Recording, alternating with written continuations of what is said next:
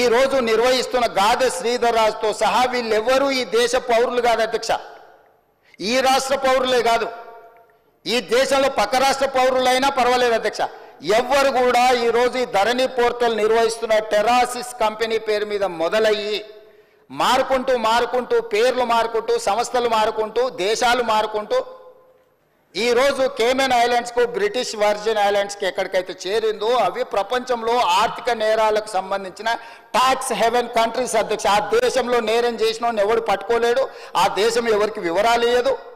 ఈరోజు మన ధరణి పోర్టల్ అనేది ఆ దేశానికి ఆర్థిక నేరాలకు పాల్పడే దేశంలో ఉన్న సంస్థ చేతిలోకి మన తెలంగాణ రాష్ట్ర రైతాంగం యొక్క సంపూర్ణమైన వివరాలు ఈరోజు అక్కడికి వెళ్ళిపోయినాయి అధ్యక్ష. ఇది ఘనత వహించిన 80,000 పుస్తకాలు చదివిన తన మెదడంతా రంగరించి తయారు చేసిన అమెరికాకి వెళ్ళి ఐటీలో లక్షల కోట్ల రూపాయలు సంపాదించే ఉద్యోగాన్ని వదులుకొని తెలంగాణను ఉద్ధరిద్దామని వచ్చేసిన the great IT and industries minister mister Kalvakuntla Taraka Ramarao గారి నేతృత్వంలో పిలిచిన ఈ టెండర్ ఏ సంస్థ పిలిచింది అధ్యక్ష? TSTS, Telangana state technology centre ఆ సర్వీసెస్. అది ఎవరు ఆధ్వర్యంలో? ఐటీ మినిస్టర్ ఆధ్వర్యంలో ఉంటుంది అధ్యక్ష.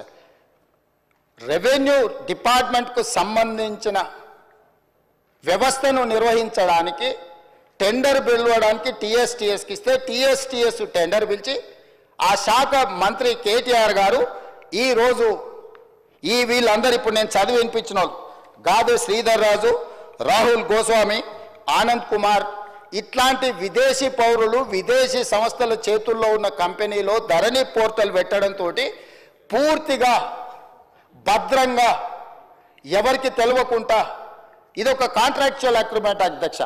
రెవెన్యూ డిపార్ట్మెంట్కు భూ యజమాని అయిన నాకు మా ఇద్దరికి సంబంధించిన వ్యవహారం అధ్యక్ష. రెవెన్యూ డిపార్ట్మెంట్లో CCLA దగ్గర నా వివరాలు ఉండాలి. నాకు ఆ సంస్థ రెవెన్యూ శాఖకు మాత్రమే సంబంధం ఇది అధ్యక్ష.